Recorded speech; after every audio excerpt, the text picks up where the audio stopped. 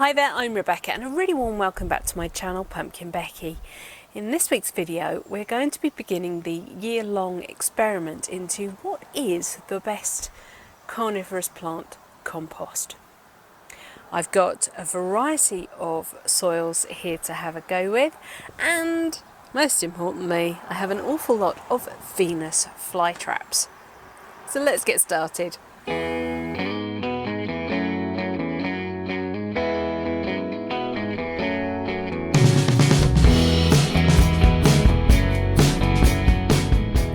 This is the experiment I've been talking about for a little while now. It's finding out whether carnivorous plants really actually need to grow in peat, or whether they can grow just as well, maybe even better, in a peat-free alternative.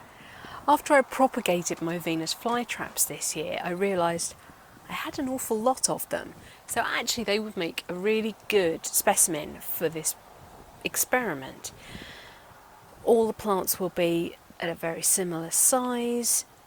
They will all have been currently growing in the same situation, and they will then be transplanted into their new soil situation. But they're still going to all be kept in the greenhouse on the same shelf, in rainwater. Everything else about them will be the same, except for something else I apparently do wrong with carnivorous plants, which hadn't occurred to me.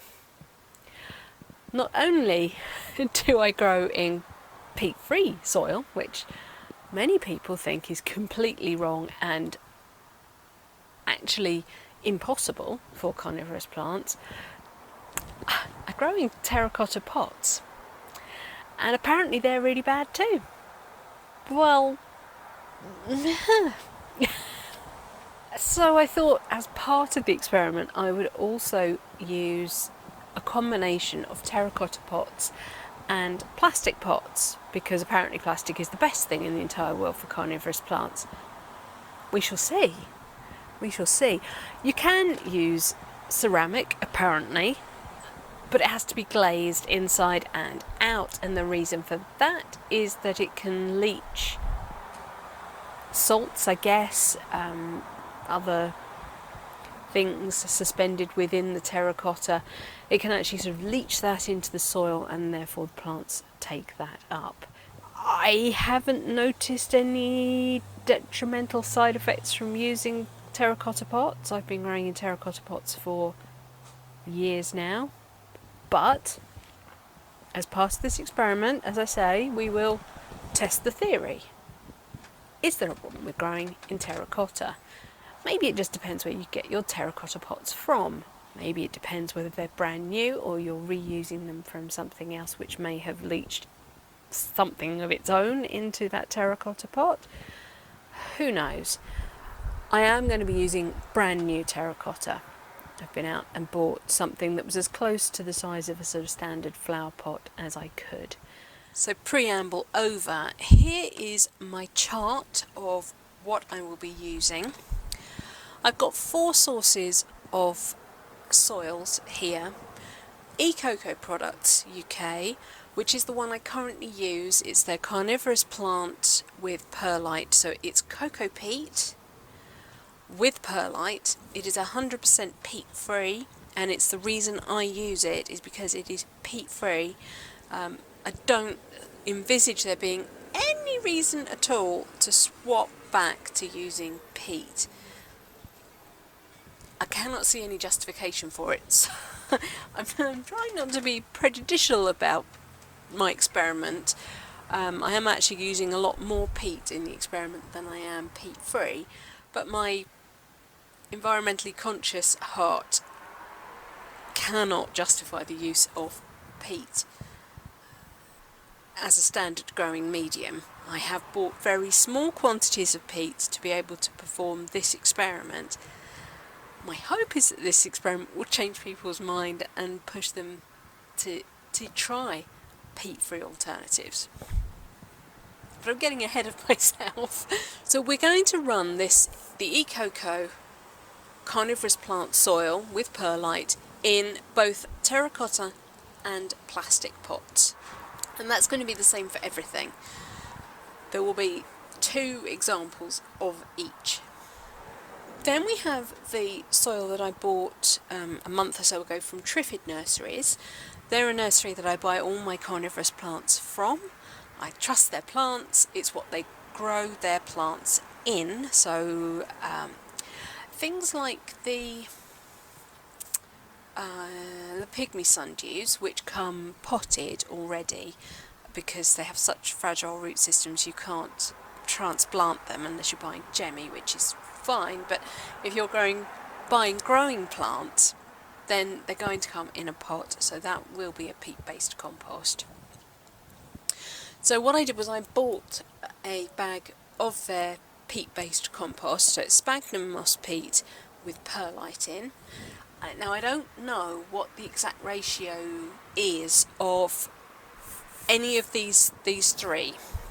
My third compost is from Growth Technologies, and it is a blend of peats, which is what it says on the back, or a selection of peats, plus sand, which is probably silica sand. And the fourth one is what the Carnivorous Plant Society of the UK recommend for growing Venus Flytraps in. So I'll be mixing it myself from components that I have bought from other sources, and we will mix it together as they recommend. 1:1:1 ratio of sphagnum moss peat, perlite and silica sand. So what are the indicators that I'm going to be using to look at to see just how good or not good these soils are for the plants? Here is my list. Can the soil keep an even moisture retention or take up moisture evenly? I tend to water from the bottom unless I'm starting a pot new, in which case I will damp the top and through the soil. But if I continue to water only from the bottom, does the soil continue to take up the moisture really nicely? Friability and decomposition rate. Friability is the diggability of the soil. Is it crumbly and able to support root growth, or is it solid, stony, waterlogged, baked dry? And a decomposition rate is, can I leave my plants in there from one year to the next? So by the time I come to look at it this time next year, will the soil have broken down to the point where I'm going to want to replace it for the health of the plants, or could it do me another year? Then we're going to look at plant health in several ways. We're going to look at the rate of growth of the plants, how they bulk up over the year. We're going to look at the colour, because an unhealthy plant will be an unhealthy colour. It may go yellowy, it may go a bit streaky or spotty, and also you're going to want to see red in those traps. An unhealthy plant, regardless of how much daylight or water it's getting, probably won't be able to maintain its best colour. And out of interest, how many traps does that plant have? Then we're going to look at the ability to cope with seasonal changes. Now, the greenhouse where I grow my plants is unheated, but it is in full sunlight, and it gets sunlight for 90% of the day in high summer, and it bakes in there. So can the soil cope with that heat of summer? Does it form a kind of dry crust on the top, which sort of ties into some of the other subjects? Once it's dried out, if it dries out, if something happens and I can't water, how well does it then rehydrate? How does the plant go into dormancy? And how does it come back out of dormancy this time next year? So let's first off have a look at the subject matter. This is one of my pots of Venus Flytraps. They were forming a really nice tight clump. I've just divided them up a bit and moved them into this much larger terracotta pot, just to give them some room to spread around a bit, lay their traps out nice and flat. What you can see here is the end of winter happening. So we're going to go through and we're going to take off any old leaves from last year and allow the new ones lots of air and light to carry on growing. We're going to unpot these. I will rinse them in some rainwater and then pot them on into their new pots.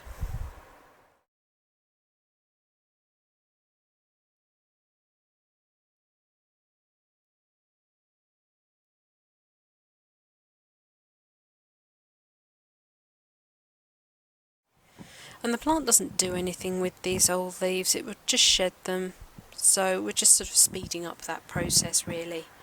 Just quickly grab myself some rainwater in a bucket, and I'm going to use that to sluice off the roots of the plants as I unpot them from their current e-coco compost.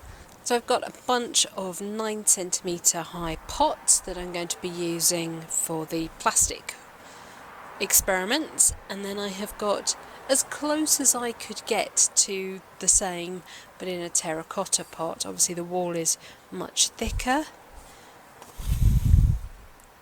comes down to about the same base size.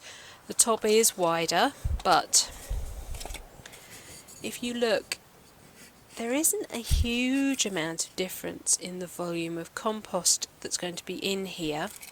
And I've just done a quick measure. One really full one of these, really sort of nicely packed, comes up to sort of just below this, just around this lip area. So if I use that as my guide, so that I'm using the same volume of compost in each pot, that also removes another variable. This is the first soil. It is the e-coco peat-free Carnivorous Plant soil mix with perlite, and it comes pre-mixed just like this, and you can see it's got lots of strands of fibre in it. It's quite light and airy. You can, if you want, add a layer of cocoa fibre into the bottom. You know, their fibre potting drainage mix. I always forget its name. The drainage fibre. There we go. You can put a layer of that in the bottom. With other things, you might want to add sphagnum moss into the bottom, a sort of long strand version of sphagnum moss. I've never done it. My plants sit in a tray of water all year round. I've never added anything to the bottom to add a sort of drainage layer. This is slightly damp, but not actually wet or damp, but I will remedy that in a second.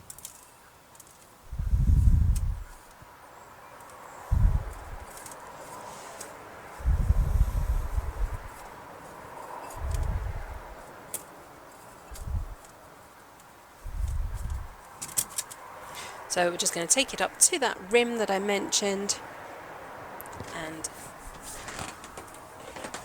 then water.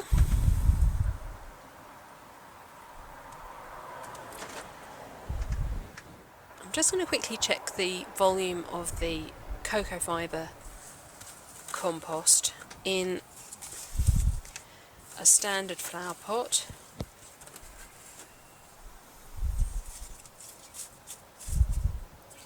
Now that it's really nice and wet.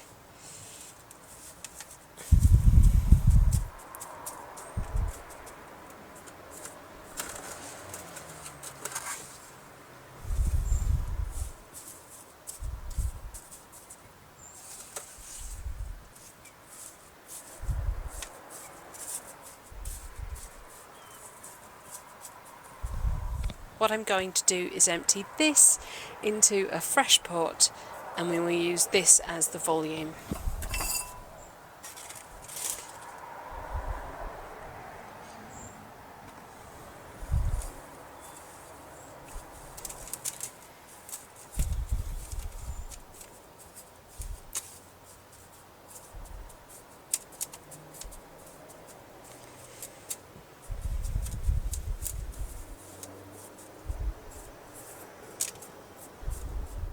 we are, so that comes up to that rim but doesn't include it. It's just sitting just on that rim level.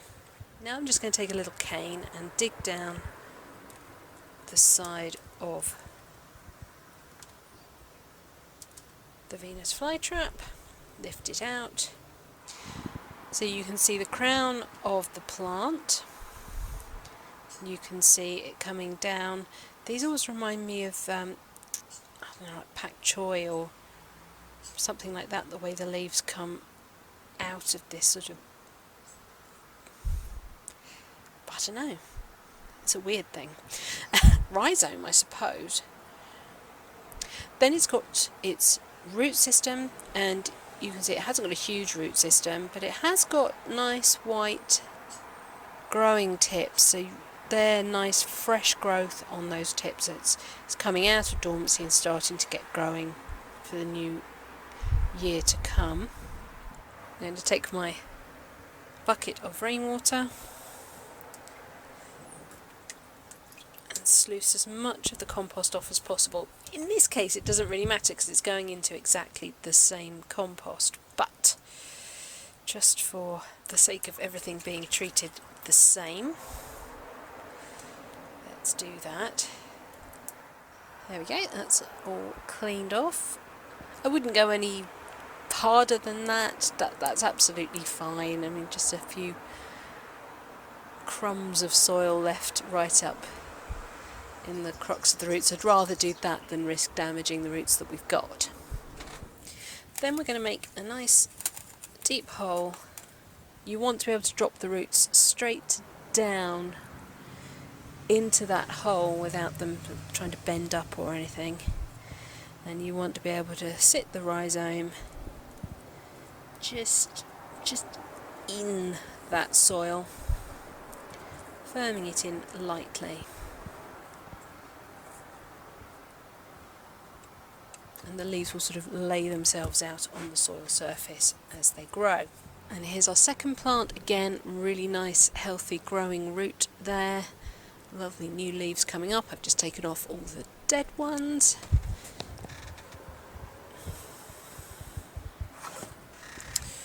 And I'm going to make another hole, same thing, dropping the roots straight down into that dampened soil.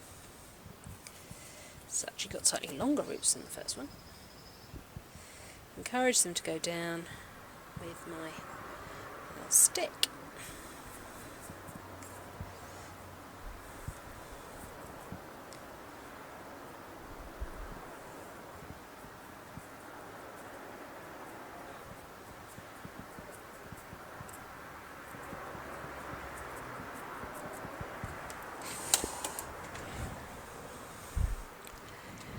And there we go.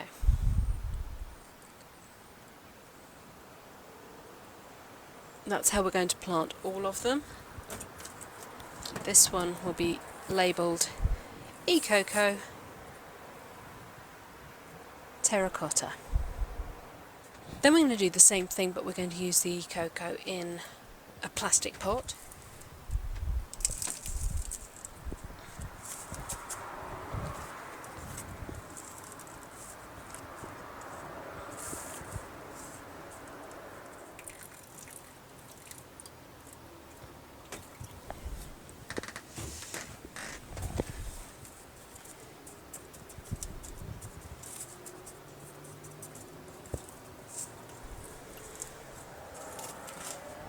And I'm actually going to pour the rest of that water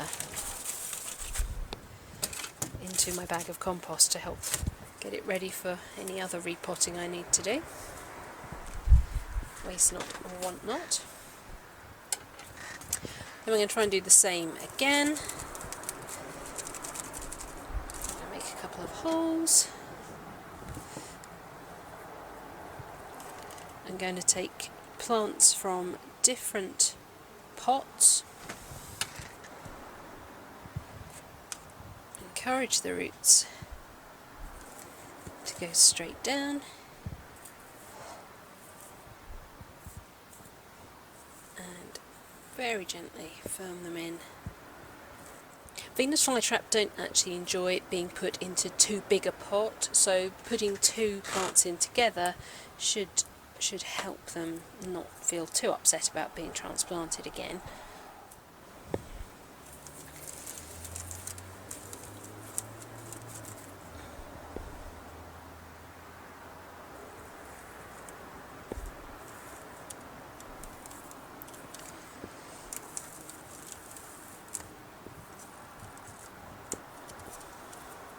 There's that one, Ecoco plastic.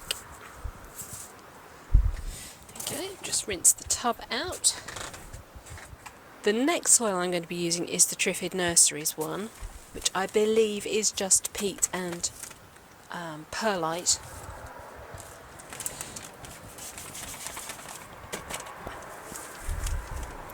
So they blend this to order. Looks like it might be 50-50.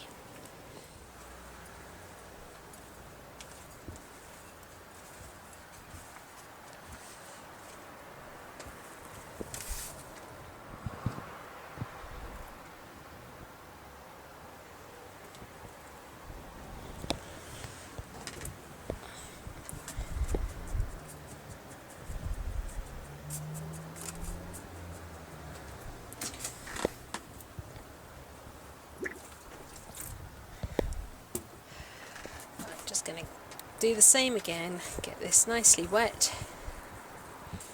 right through, give it a mix.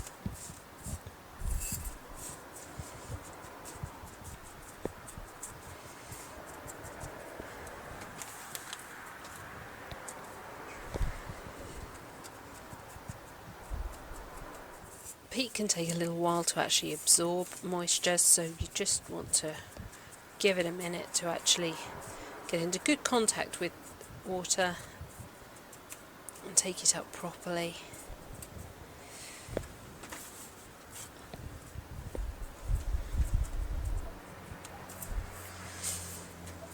Trying to achieve that same soil level.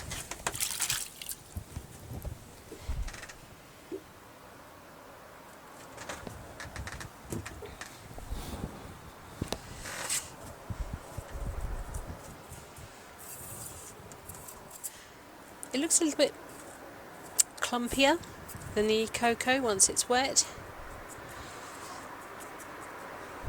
Not dissimilar.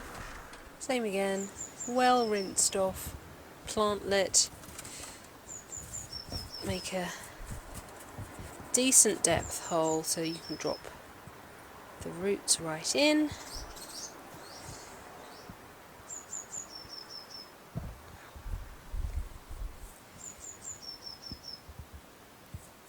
And close the compost around it.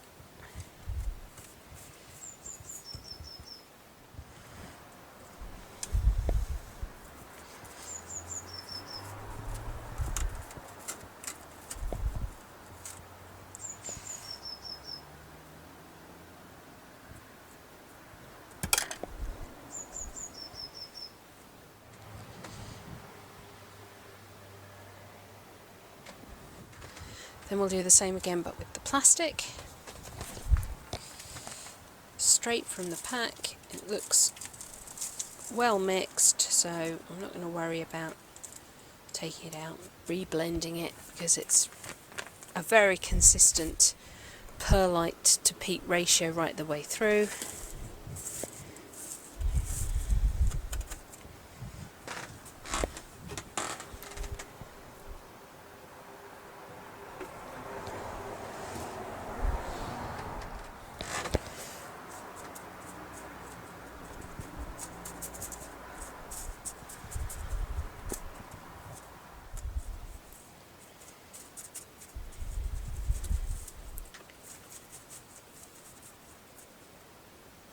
I'm so pleased I've got enough similarly sized plants to be able to do this.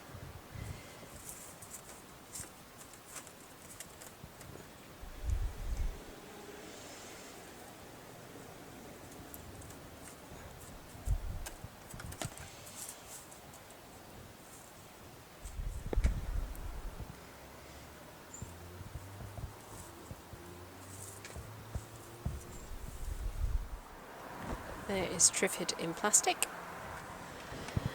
This is the Growth Technologies Carnivorous Plant Repotting Mix. It says it is a selection of peat and graded sand. It does say it does not take peat from areas designated as sites of special scientific interest or their equivalent. So this is the first one we've got using sand. Wow, that's completely different. Whereas the Ecoco and the Triffid were comparable, this is much grainier. Even the peat seems much finer.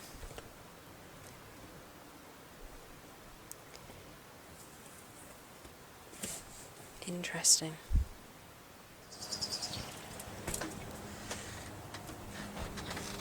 Start with our terracotta pot,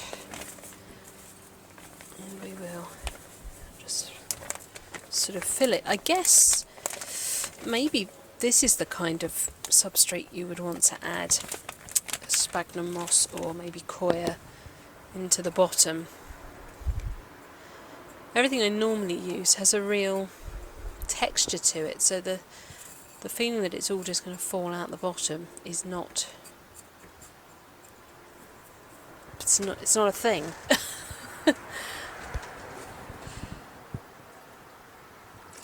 This feels like making sandcastles.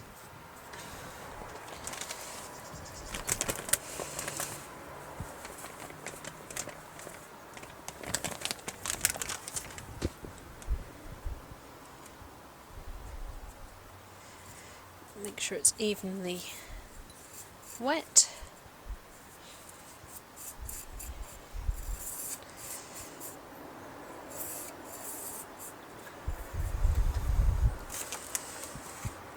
Now, I haven't grown in anything like this before.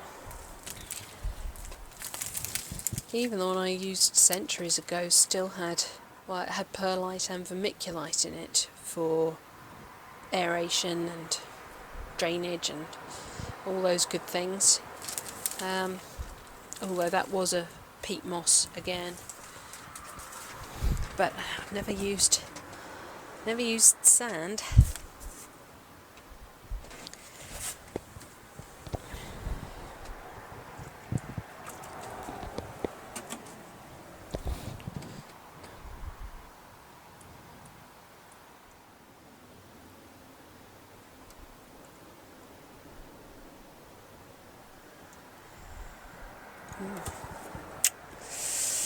Interesting. So the issue I might have is that this actually gets and stays too wet.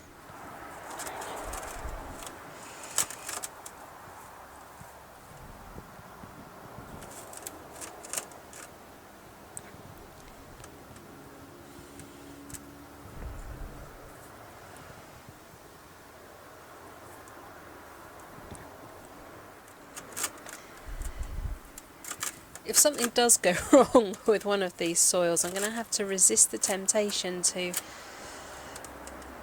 dig the plant out and rescue it.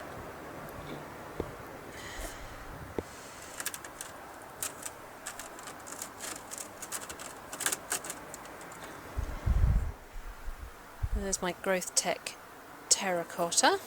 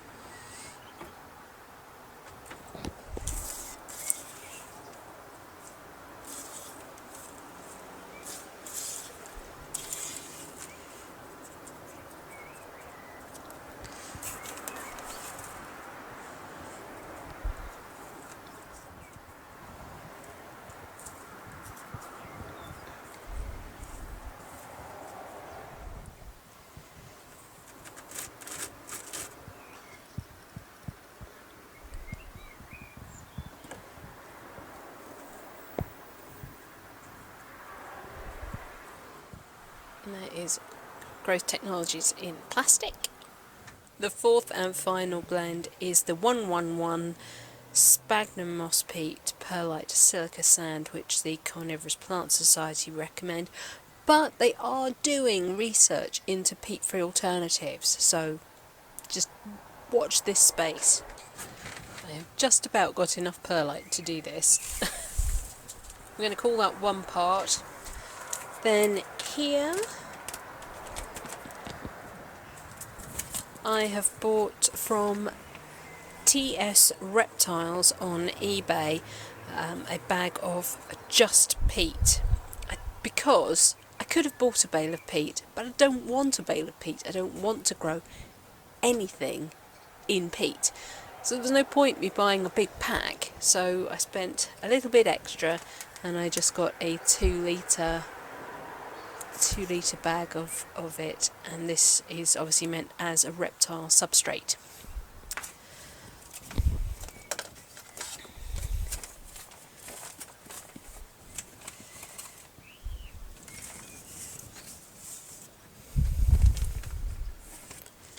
So this is a bit more. Ooh, hello, that's an entire stick.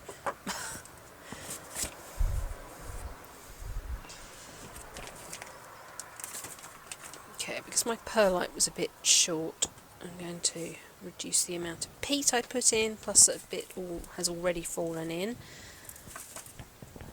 There we go, there's my peat, and I will sort of break this up a little bit. Okay, so that's a 50-50 blend peat and perlite. But we're not stopping there. We are then grabbing a bag of aquarium substrate. This is silica sand. So it says here it's been carefully cleaned beforehand. You would rinse it for adding it to an aquarium so there's no cloudiness, but I don't think for this purpose we necessarily need to rinse it. So you have to be really careful what you're buying.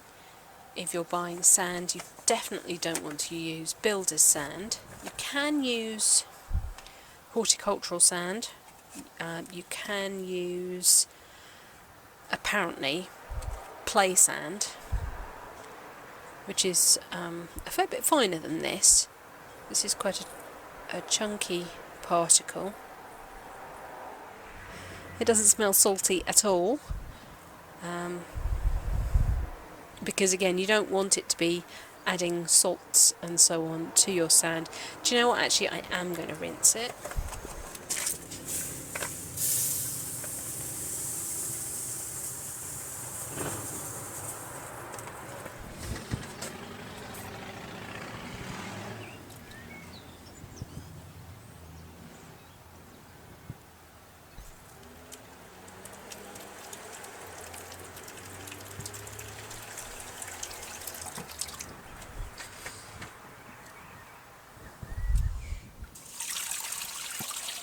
There we go.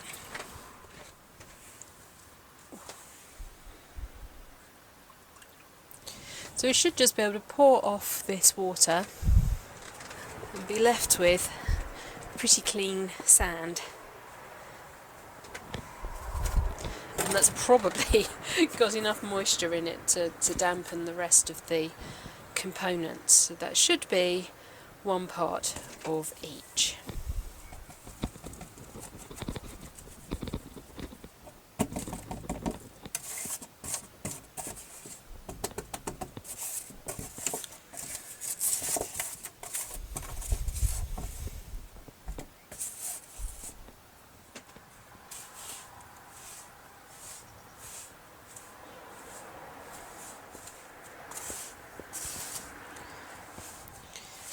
I'm just going to mix that round until it's all the same colour. Don't want any pockets of anything.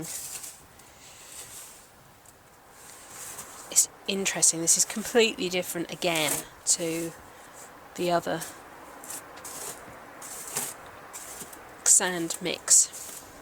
A perlite adds a different quality to it, or maybe it's the sand size, the particle size, being that it's slightly bigger, it's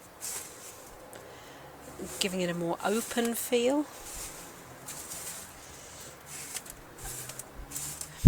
First pot first is terracotta.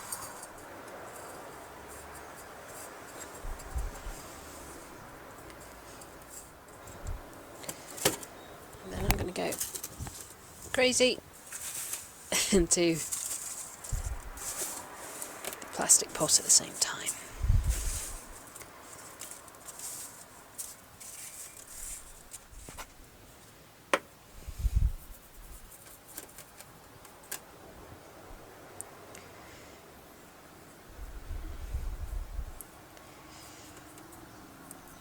This feels a lot less likely to get waterlogged. So that other mix does make me quite nervous. But that is all part of the experiment. And if you didn't hear me say in my unboxing video from Triffid Nurseries, eCoco have actually teamed up with a scientist who is running a 3-year experiment on using cocoa fibre in place of peat. And I absolutely cannot wait to hear the results of that. Now, I might be the daughter of a chemistry master, but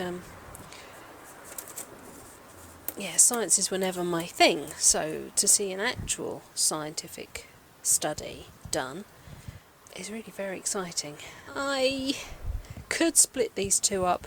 I'm not going to, so on record, that is a rhizome that has sort of already separated itself into two. Right, and then the last plant going in is this flowering one. It looks a lot bigger, but that is just purely because it has the flower stalk on it, which makes it look really big and bulky.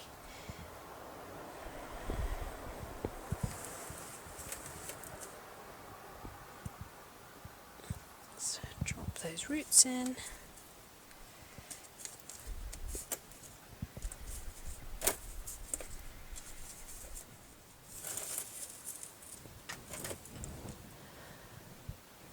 And there we have the terracotta and plastic examples. And there we have all of my test subjects. I'm going to keep the eCoco ones in a separate water tray from the peat-based plants, just because I don't want the peat leaching into the water and affecting the results of the difference in the results that we should see from the peat-based and the non-peat-based. From now on, I will only be watering these from the bottom, and I will aim to keep the same height of water in both trays, so the pots are standing in the same sort of depth of water all the time. Right, well, I think that's it for this week's video. Thank you so much for watching. Please remember to rate, share and subscribe to me here on YouTube. And until next time, bye!